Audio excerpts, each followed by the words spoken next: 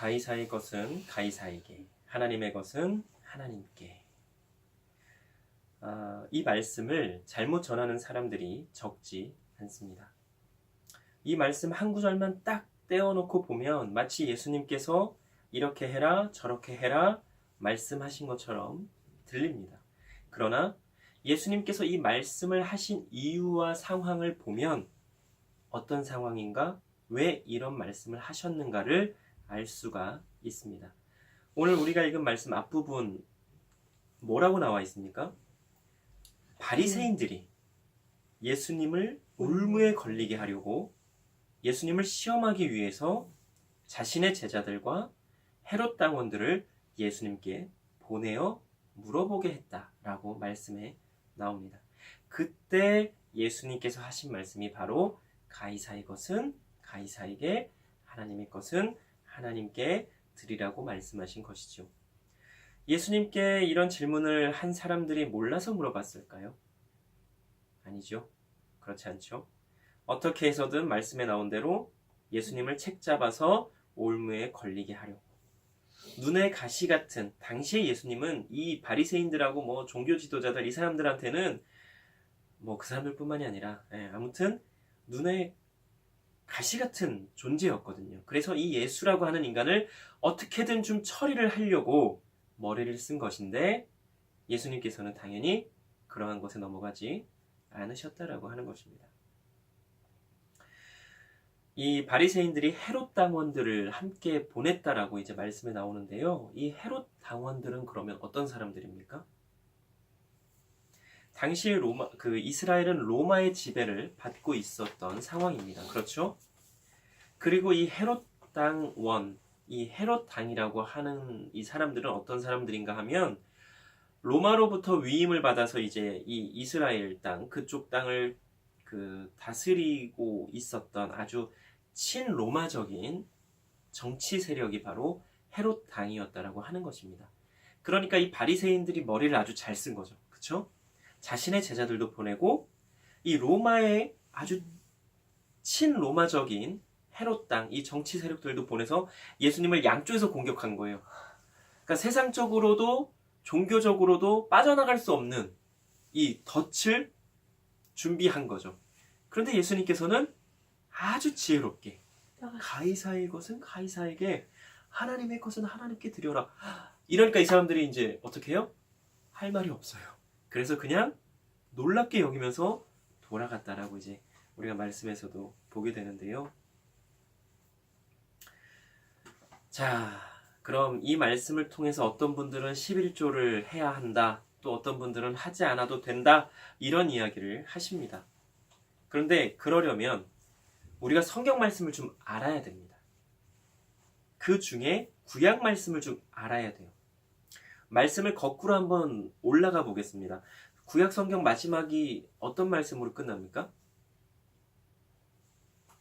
말라기. 예.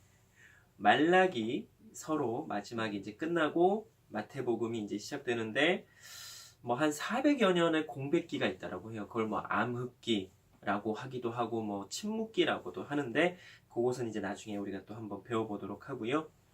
어쨌든 이 말라기서가 마지막 구약 성경에 나오는데 말라기서에 또 이런 말씀이 나와요.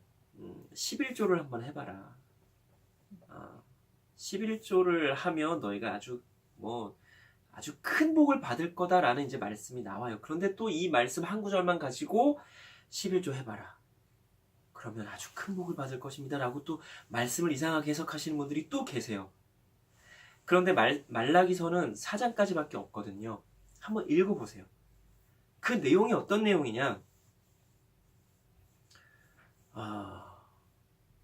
이 말라기 선지자가 활동하던 시대도 그랬고 모든 하나님께서 보내신 이 하나님의 선지자들이 활동하던 시대도 그랬고 이 이스라엘 백성들이 어떻게 생활을 했냐면 하나님께서 하라고 하신 대로 안 했던 시대인 거예요.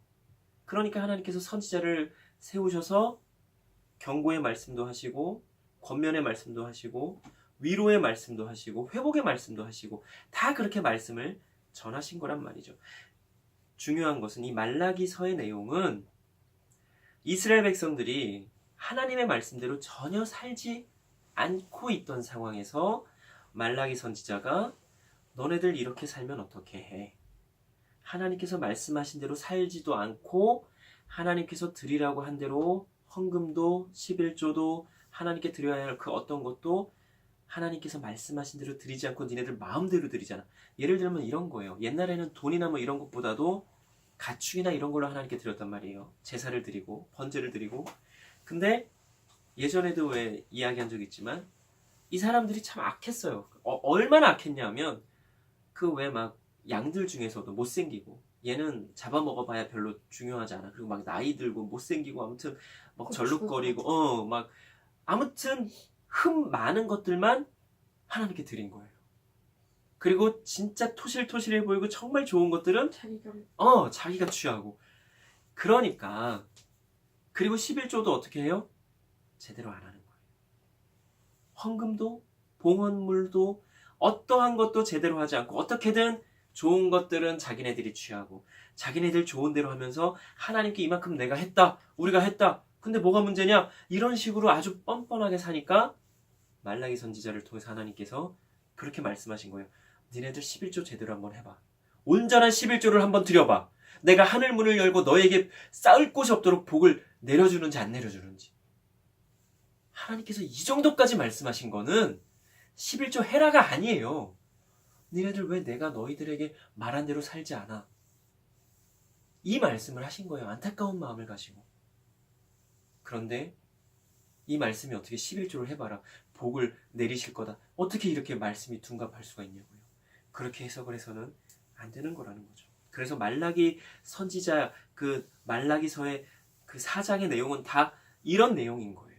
그래서 우리가 말라기서를 한번 읽어보면 이게 이 말씀이구나 하는 걸 알게 될 거예요. 그래서 말씀에 대해서 오해하지 않게 될 것입니다. 그러면 제가 말씀드린 대로 말라기 선지자 시대뿐만이 아니라 이사야 선지자도 마찬가지예요. 예레미야 선지자도 마찬가지예요. 에스겔 선지자, 또 뭐 다니엘, 또 호세아, 요엘, 아모스, 이 모든 선지자들을 하나님께서 들어 세우신 것은 경고의 말씀과 함께 권면의 말씀, 위로의 말씀, 회복의 말씀, 아무튼 이스라엘 백성들을 사랑하시는 하나님께서 선지자들을 통해서 그 하나님의 사랑의 말씀을 전하기 위해서, 그 사랑의 마음도 전하기 위해서 선지자들을 세우셨다라고 하는 것이죠.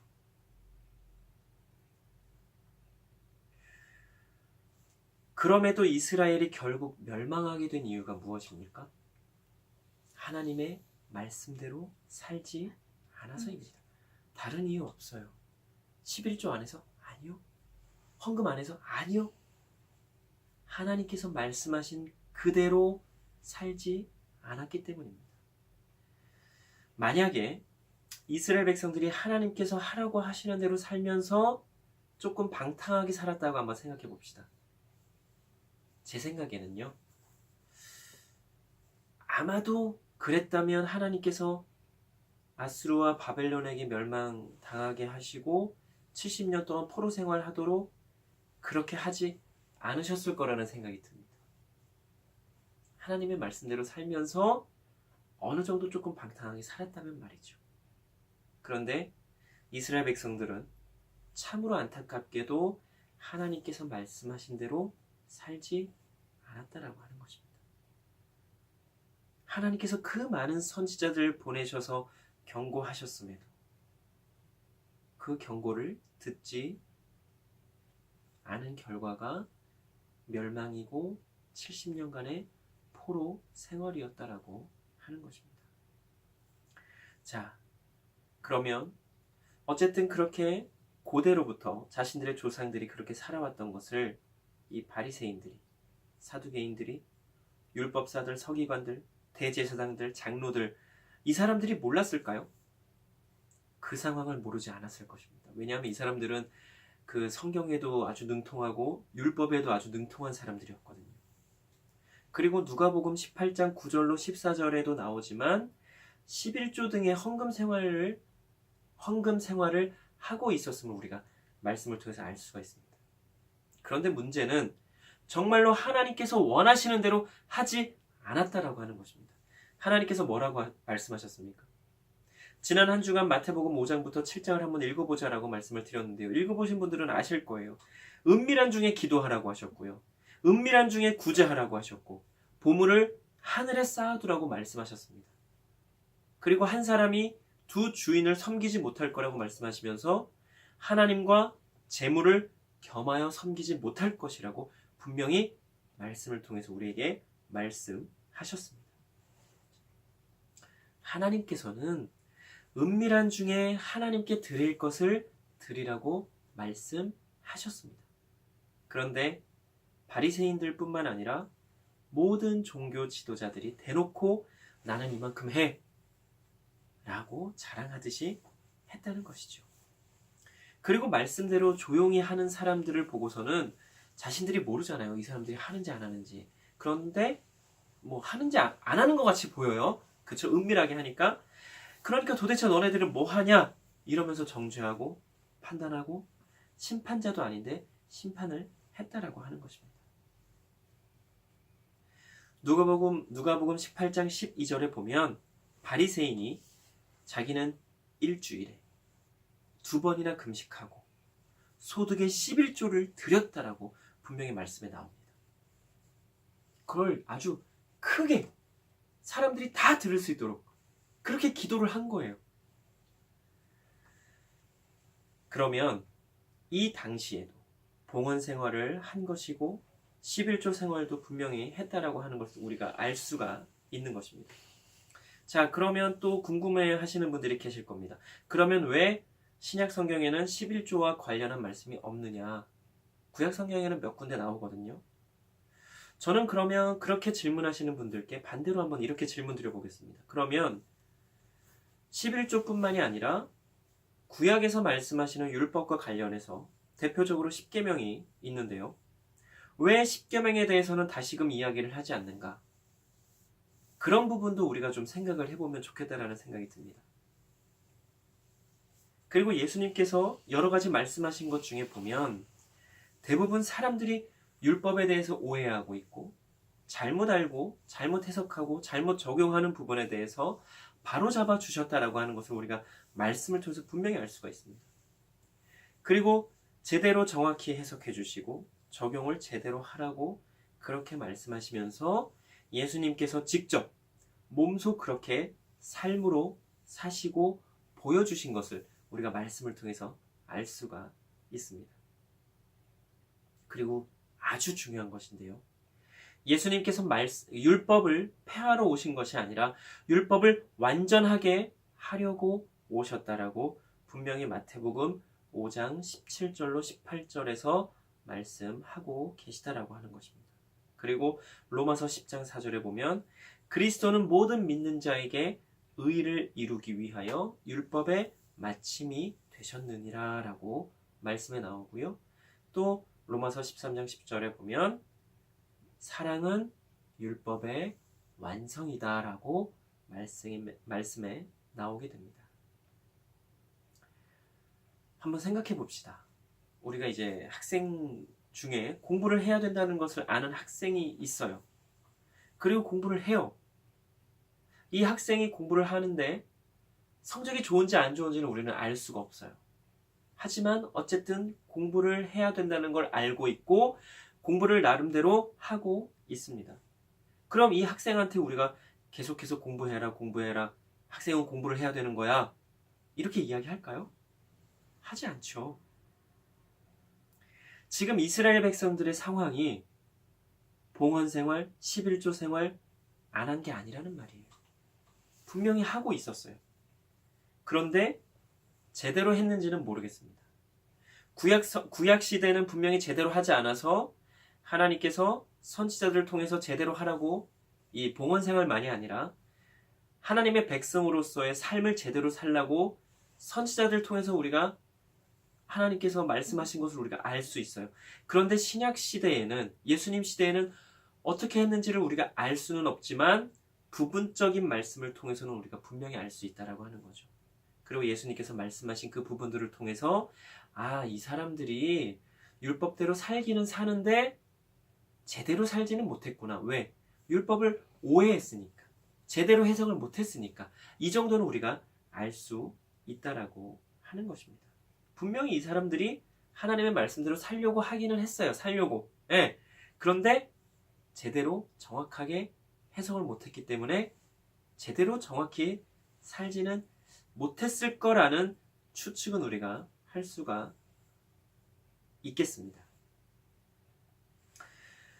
예수님께서도 이들이 어쨌든 하나님의 말씀대로 살려고 하고 또 그렇게 살고 있는 것을 알았기 때문에, 그리고 그 중에 아주 중요한 것이 있기 때문에 더 중요한 것을 말씀하셨죠. 당시 상황이 어땠다고요? 로마의 지배를 받고 있었다라고 했습니다. 우리나라도 일제 강제로 점령을 당해서 굉장히 어두운, 또 어려운, 또 괴롭고 힘든 그 너무나 말도 안 되는 비참한 삶을 살았던 시절이 있습니다. 그러면 그 당시에 세금을 제대로 내고 법을 제대로 지켰을까요? 아니죠.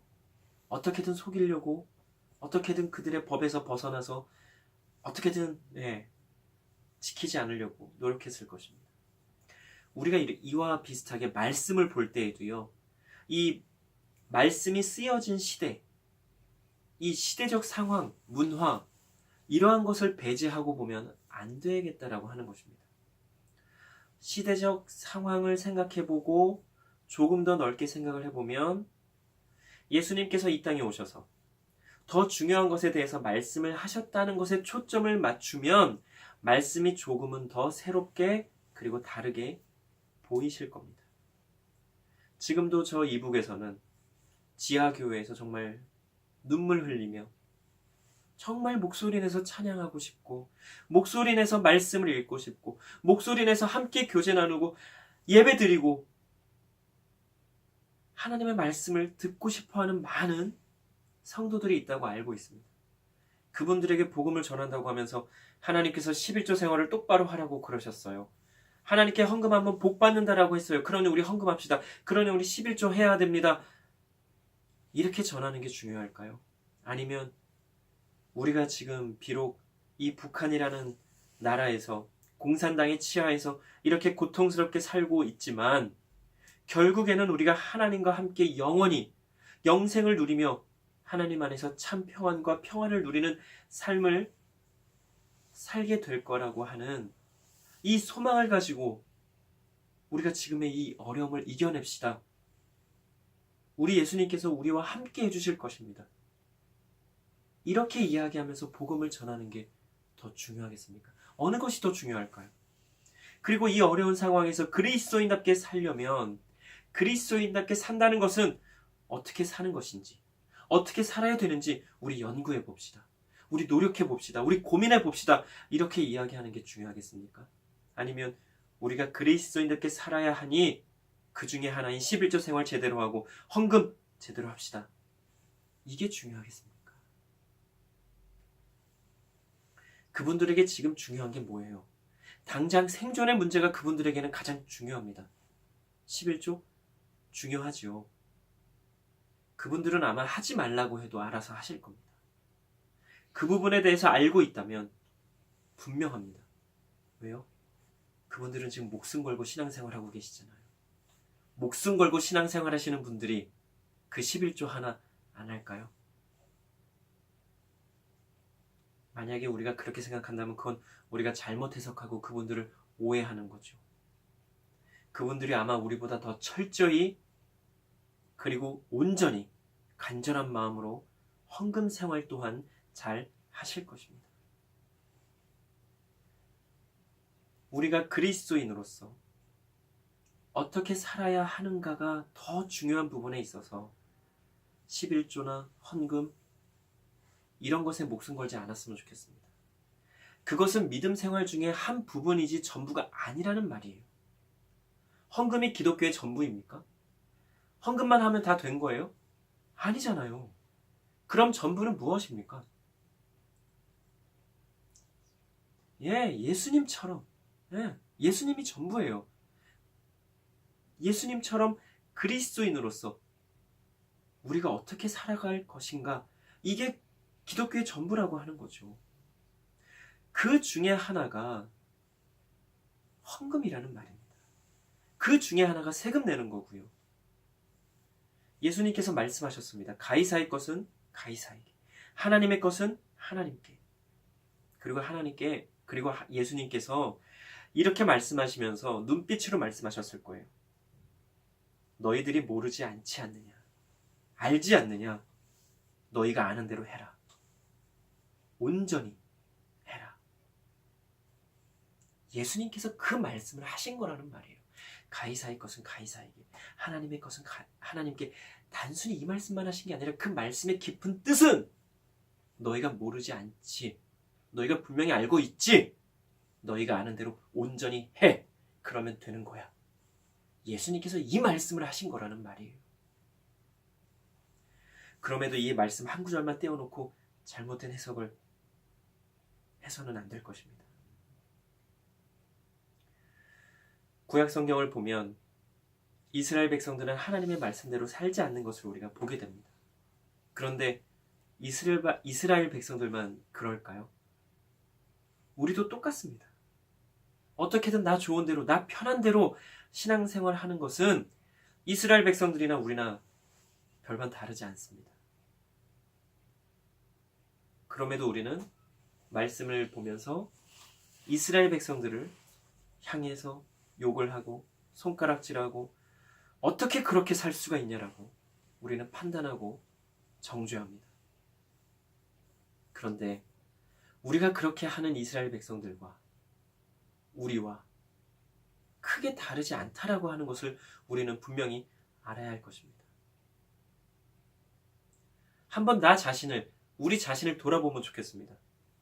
그렇게 판단하고 그렇게 생각하는 우리는 정말로 하나님께서 말씀하신 그대로 100% 그렇게 살고 있는가? 그렇게 살아왔는가? 그렇지 않잖아요. 그렇지 못하잖아요. 중요한 것은 그럼에도 내가 계속해서 그리스도인답게 살려고 노력하는 것이 중요하다 하겠습니다. 그리고 그리스도인답게 산다는 것은 과연 어떻게 사는 것인가? 고민하고 생각하고 기도하고 갈등하면서 정말로 이 세상에서 그리스도인답게 살기 참 어려운 이 상황에서 그럼에도 내가 그리스도인답게 살고자 노력하는 것이 중요하다 하겠습니다. 기도 드리시겠습니다. 사랑과 은혜의 하나님, 하나님의 말씀대로 살지 못하는 우리임에도 변함없이 사랑해 주시고 인도해 주시고 보호해 주시는 하나님의 그 크신 사랑과 은혜에 감사를 드립니다. 하나님, 우리가 하나님의 사람답게 하나님 원하시는 대로 살기를 원합니다. 하나님의 말씀을 통해 하나님께서 우리에게 원하시는 것이 무엇인지 깨닫게 하여 주시고 우리에게 더욱 견고하고 강한 믿음을 허락하여 주셔서 하나님 원하시는 대로 하나님의 사람답게 그리스도인답게 살아가는 우리 모두가 되게 하여 주시옵소서. 모든 것 하나님께 온전히 의탁드려오며 감사드리며 예수님 이름으로